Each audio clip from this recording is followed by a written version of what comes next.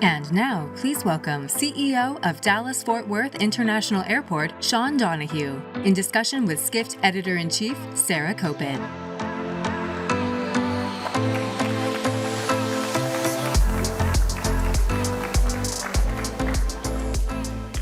Sean, thank you so much for being here. Great to be here, Sarah. Thanks to the entire Skift team for partnering with us on this one. Yeah, I was going to say, you're hosting us, so this is your thing. So DFW is going to be 50 years old. Congratulations on that. That is quite an accomplishment. Thank you. I'm curious, what are the next 50 years going to bring? Well, you know, it's 50 years. It's interesting. We were talking earlier. DFW in January celebrates 50 years. And despite that, we are the second youngest airport in the U.S., which tells you something about aviation and the history of aviation. And, you know, personally, one of my first thoughts when we started talking about 50 years is when I was in my 30s and 40s, I thought, damn, 50 years, that's old. Now that I'm in my 60s, it's really young. So I just want to point that out. But to answer your question, as we celebrate, you know, we're looking at the past 50 years with a lot of gratitude. We've been very fortunate. You know, we're here in Fort Worth. The cities of Dallas and Fort Worth came together 55 years ago. They were forced together by the CAB. Some of you probably remember the CAB to build one airport. But, you know, 50 years ago, they gave us 17,000 acres. 50 years ago, there were no hubs. 50 years ago, American wasn't headquartered here. So the visionary aspect of that, we've just been very fortunate. And as we look forward 50 years, you know, I'm not great at predicting the future. Aviation's terrible at predicting the future in terms of its accuracy. But obviously, we're going to keep growing, and the region will keep growing. And we as an airport have to stay ahead of the growth of the region. And that's why, you know, we've got a huge infrastructure program and excited to get on with that. Yeah, so it's not news anymore that travel is back post-pandemic.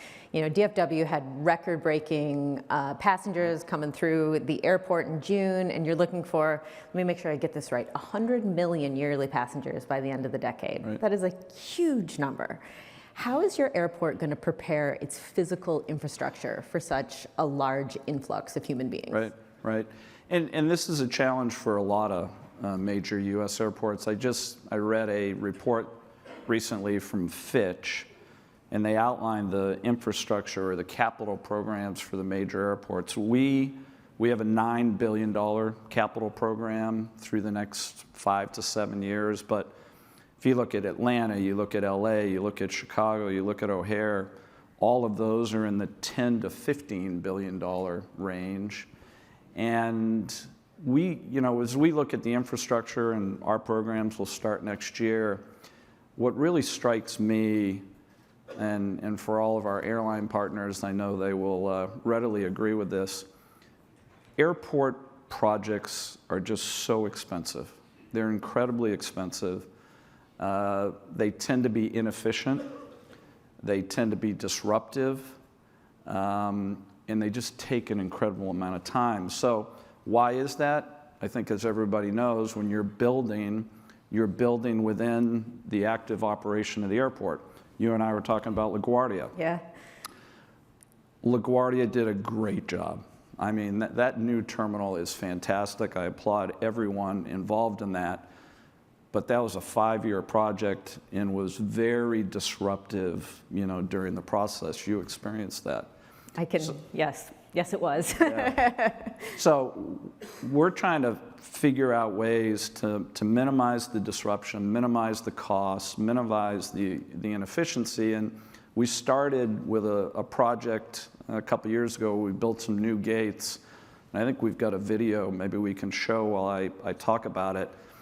And rather than just building at the location of the gates, we did a modular design and build where we built the gates on airport, but on a non-secure side of the airport. And then we actually transported them across the airfield. That device is actually the device that moves the shuttle. And then we installed it into the terminal foundation. And what we found with this process is we saved about 30% in cost. And you'd say, well, how'd you drive the cost savings? Think about all the workers that built this. Rather than having to work overnight and off hours, they had 20 hours of unfettered access to build it from a modular perspective. It allowed us to reduce the time by 35%. So those are the type of innovative solutions I think we all need to really look to because of everything I said about the disruption and the cost and the inefficiency. And that's the way we're going to build literally every project at DFW moving forward. We're building a 6th terminal. We're going to tear down Terminal C, which we should have tore down years ago. And rebuild it, and that's the method we'll use because it drives all those benefits. So we're going to talk a lot today across all of these panels about sustainability. Right. And you and I discussed earlier about how electricity is really at the cornerstone of that sustainability push. All that more electricity, that comes with a price. And are airports ready for that? And is everyone else? Yeah, great question. We've done modeling on what our energy demands will be at DFW over the next 5 to 10 years. And while we'll be at 100 million customers, we'll go from 80 million this year to 100 million by the end of the decade. Strong growth, but it doesn't even come close to the energy demand growth we're going to see. We are forecasting our energy demand will double. And we all know what's going on with the electrification of vehicles. I'm sure probably there's some panelists today who will talk about eVTOLs, but the electrification of not only airports, but the entire country is coming. And we look at it as, obviously, we've got to make sure we're getting enough supply, but it's the resiliency. And how do we make sure from an airport perspective we can build in resiliency? And one of the projects we're going to do is our rental car center. So we have a consolidated rental car center. All the rental car companies have told us, especially Hertz is telling us by 2025, 85% of their cars will be EVs. But it's not just the charging, it's the supercharging. Because if you think of the car rental companies, they want to turn a car in 20 minutes as an EV, just like they turn a car today in 20 minutes. And that supercharging creates an incredible load on the airport. So we're working with the National Renewable Energy Lab, a great partner of ours, and we're going to build a microgrid at the rental car center. It will be solar and battery operated, and the battery technology needs to improve. I'll be the first one to make that point. But what we'll be able to do is will be renewable power, and it will provide 100% of the power for our rental car center. So again, that buys down our risk. As the energy demand for the airport increases, we'll create this microgrid that will handle the rental car center, and this is lost in the sustainability discussion a lot, it will save us at least $500,000 a year. And 7 years ago, we made the decision at DFW to purchase 100% of our power via wind. We're in Texas, we're in Fort Worth, the oil and gas capital of the country. But a lot of people don't realize Texas generates the most wind power of any state in the country. And when we made the decision to purchase wind, we actually saved $20 million over the 7-year term of the agreement. So when we talk about sustainability and climate, yes, we have a stewardship responsibility, but there's also good business outcomes. And unfortunately, sometimes those good business outcomes get lost in the debate. Yeah. So we're heading into another winter. It was a little chilly out this morning here in Texas, is going to be for the next couple of days. And I know that the memory of the big freeze in 21 is still kind of on the minds of many. There's many scars. Yes, many scars. We just had some very extreme rain events up in New York, but this is just, more foreshadowing for the extreme weather that the planet is facing going forward. I'm curious how airports and how DFW is planning or strategizing to deal with those extreme weather events. Right. And Sarah, it goes back to my earlier comments about building resiliency. And for those of us who were here a couple of years ago with Uri, the big cold and ice storm, I'd be the first to admit, I'm not sure any large entity in the state of Texas itself, we were not ready for that. Yeah. And it, we were close to some outcomes that would have been pretty damaging in the state. So we've all learned from that. But I know American was de-icing airplanes this morning at DFW, if you can believe that, frost on the airplane overnight. You tend to think about winter, and obviously we're all prepared for winter. The issue we have here in DFW that I think everyone who lives here would agree, we get ice. And I would rather have a foot of snow than a couple inches of ice. It's a lot easier to move snow than ice, and that's the challenge we have. But you also got to think about the heat, as you mentioned. I mean, this summer was record heat in DFW. We had an incredible amount of days where the heat was over 110. And that puts stress on your infrastructure, puts stress on the facilities, the equipment. It's extremely challenging for employees. So when we look at weather, and I would agree, the severity of weather is probably just going to get more and more of an issue. You've got to look at it more so and holistically, not just winter, because that's, as a former airline person, you think winter and snow and all that disruption, but the heat, the rain, you got to build resiliency into all your systems to handle that. Yeah. On the technology front, I'm curious if you could tell us a little bit about the digital twin concept and how DFW and other airports are using that. Right. We've started to do a lot of work on the digital twin, and the way I would describe it is this. We make these multi-billion-dollar investments in facilities. We're reconstructing one of our major departure runways right now. And you put all this money into it, and then you kind of hope and you prepare for any issues that might happen from a MEP standpoint, mechanical, engineering, plumbing, whatever the case may be. Well, hope doesn't get it done. And what the digital twin allows us to do is get real-time data on all of our systems, and it allows us to model so we can predict issues and we can address them before they become an issue, and really reduces the amount of time we are reacting to issues. So, for example, we actually have sensors that we're putting into the runways that will give us an early alert if we have, some concrete failures or asphalt failures.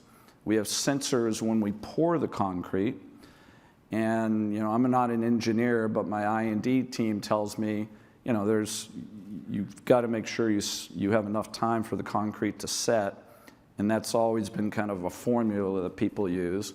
Well, now the sensor tells us when it's set, and now maybe we can shorten the period of the work by 5 days.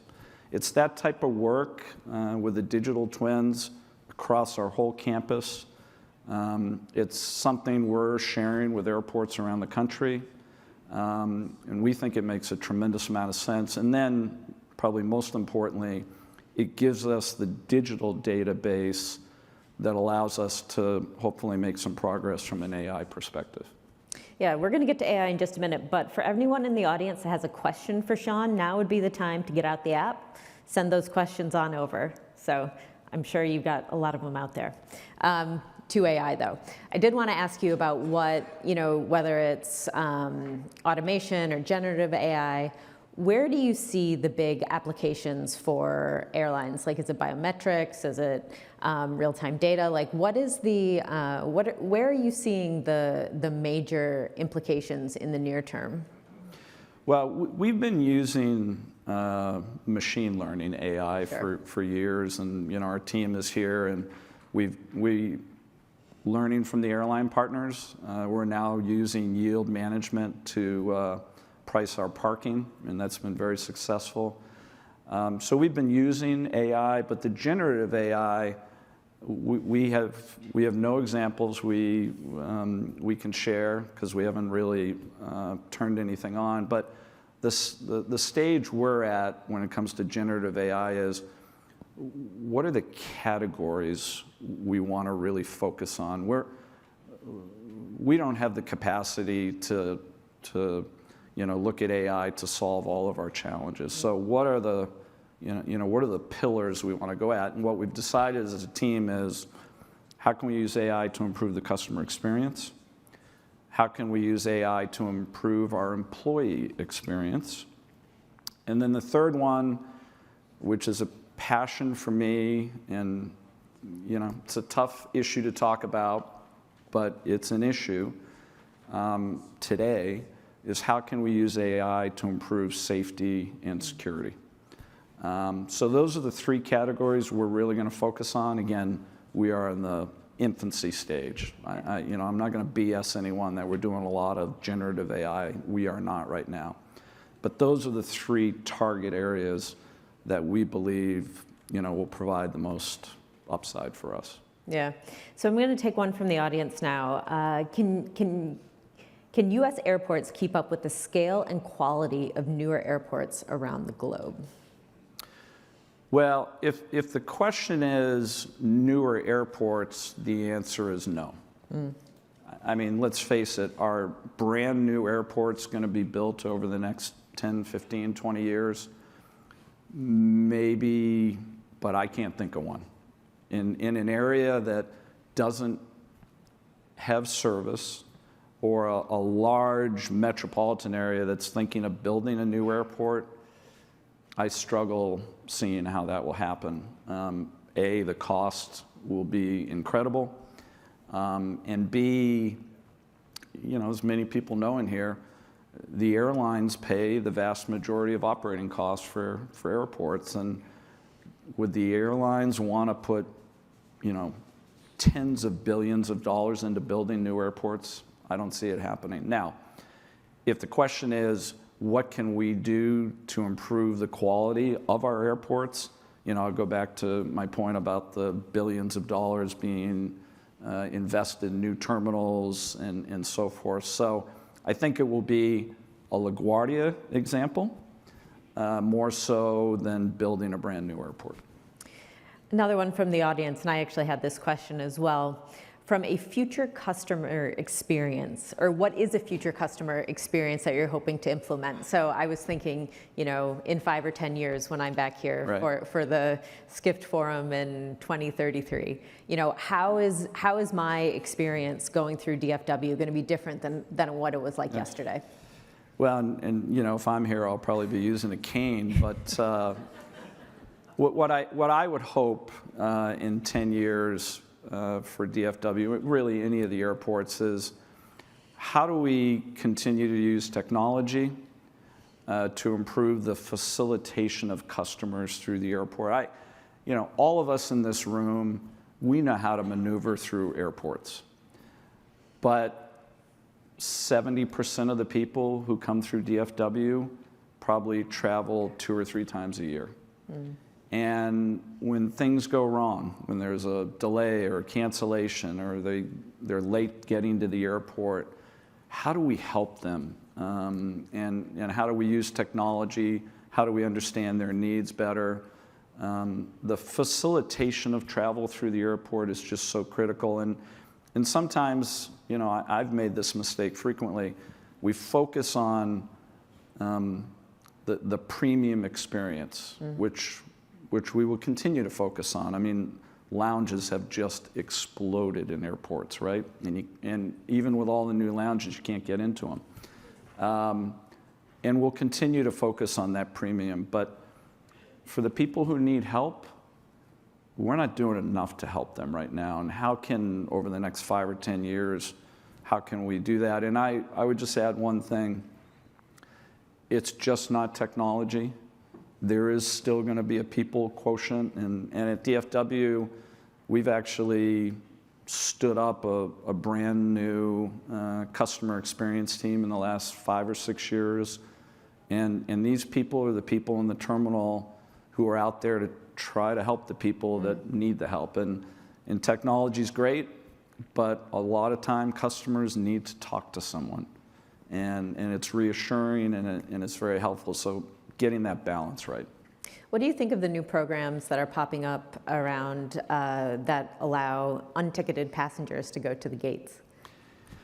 If airports want to do that, great. I don't have a real desire to do it at DFW for a couple reasons.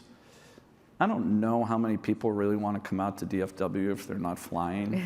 I mean, let's face it. Now, I get it if maybe people want to get through security to be with their loved ones, but we already do that, and TSA already has a process if it's an unaccompanied minor.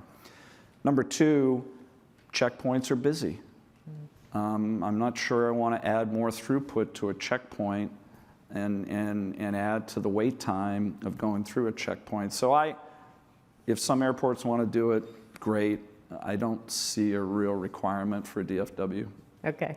All right. So we've got just time for a couple of more from the audience. What are the limitations on DFW adding additional north-south runways on the west side surface property? Interesting question. Well, we're fortunate. We have 7 runways. We have 5 parallel north-south runways. Maybe where the question's going is in our master airport plan for the future, if we were to build an 8th runway, it would be on the west side of the airport. But as we model and we continue to see airspace optimization, we're in pretty good shape for 7 runways for a while. But at some point, the 8th runway will come back on the table, and it will be a north-south runway on the west side of the airport, but not during my time. Does DFW influence mass transit, such as DART, being made available to facilitate access at the airport? And if yes, any plans for these systems? Just for the audience, DART is the light rail that comes out to DFW from Dallas, and then Trinity Metro is the light rail that comes from Fort Worth. Here's the truth. Texas is still a pickup-dominated culture. And we're just not getting enough people to ride transit. I wish we could, but it's underwhelming, the amount of people who take the rail out. Now, one of the areas we're looking at is how can we maybe incentivize employees who work at DFW. So 65,000 people work at DFW. Working with DART and Trinity Metro, how could we maybe incentivize employees instead of driving out? And it's a pain in the ass to work at an airport. You park in a remote lot, you take a bus, you go through security, then you reverse that on the way back. So we're interested in that. Drive more ridership, get more cars off the road, less parking in the lot, maybe less buses. And then, hopefully at some point customers will want to take light rail more, but right now the pickups win. I was going to say it's hard to beat your pickup truck. Yeah. Yep. All right. Well, Sean Donohue, thank you so much. Thank you. Thank you, everybody.